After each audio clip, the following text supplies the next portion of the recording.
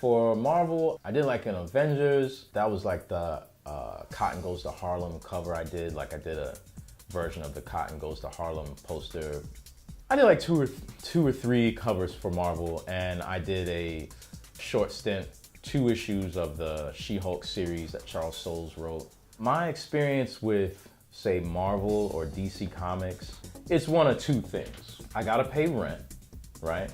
It's the best money on the front end that I can get working in comics, or at least that I knew of at the time. Also, when I'm out in the real world, when I'm at a cocktail party and somebody's like, yo, so what do you do? And I'm like, I work in comics. And then it's like, at this point, either they're gonna think I don't have a job, or I'm gonna say I drew some guy in tights. You know what I mean?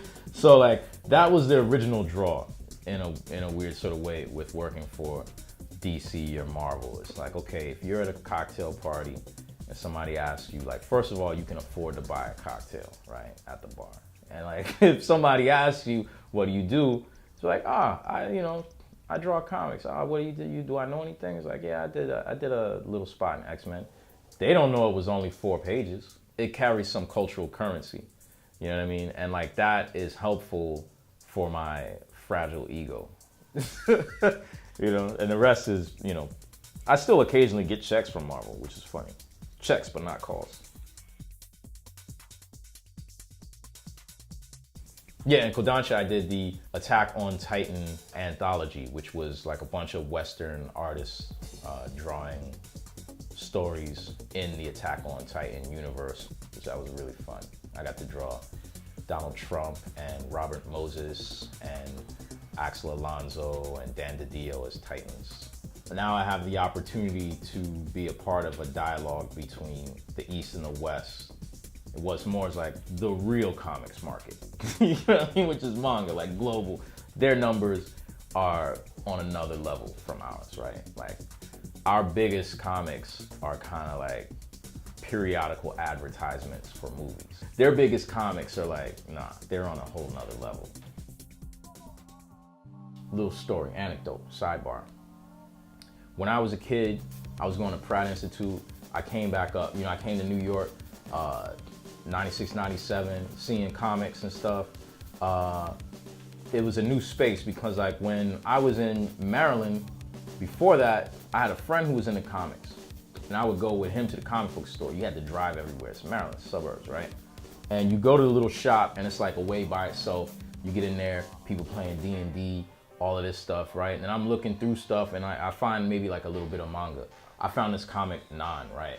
Which was like dope. Like it was a anthology, Jordan Crane, right? So it had slow jams in it. David chose slow jam. And I was like, wow, this is something else. I got a taste. Maybe I was at the time 15 or something, right?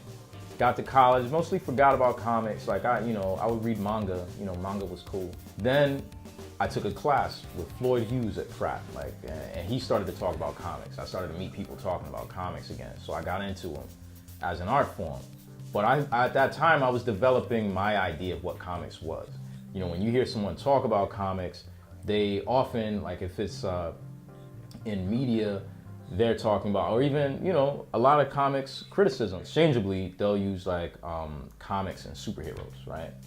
But that wasn't like my idea of comics. I started to go to Jim Hanley's. I'd see like Ripple, THB, old issues of Arzak. You know what I mean? Like I'm picking up this stuff, like, and this is comics. And then I see a picture of Paul Pope on the floor, with ink dripping and everything. I'm like, oh, comics is cool, man. Like comics is dope, right? Read the giant size THB or Buzz, and it's got the article in it about Hugo Pratt. I'm like, this is cool. Like I'm into this. That's what I want comics to be. I don't want it to be some exclusive cloistered art thing either, you know what I mean, where you have to necessarily read an essay to understand it. But I do want it to be visceral, but I think the intellectual can be visceral, you know what I mean? So like, that's kind of what I want to do. I want to make something that would have caught my eye when I was like 17.